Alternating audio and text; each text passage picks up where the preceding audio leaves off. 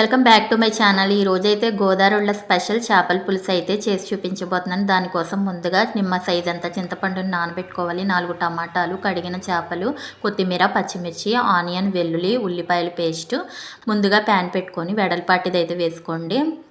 దీంట్లోకి ఆనియన్ పేస్ట్‌ని కూడా వేసుకొని మంచిగా రంగు మారేంత వరకు ఫ్రై చేసుకొని దీంట్లో కట్ చేసుకున్న టమాటాలు అలాగే పచ్చిమిర్చిని కూడా వేసుకొని టమాటాలనేది కాస్త మగ్గిన తర్వాత ఈ చేపలననేది దీంట్లోకైతే పరుచుకోవాలి. ముక్కలన్నిటిని పరుచుకొని దీంట్లోకి సరిపడినంత పసుపు, ఉప్పు, కారాలను కూడా యాడ్ చేసుకొని ముక్కలన్నిటిని కూడాను రెండో వైపుకైతే తిప్పుకోవాలి.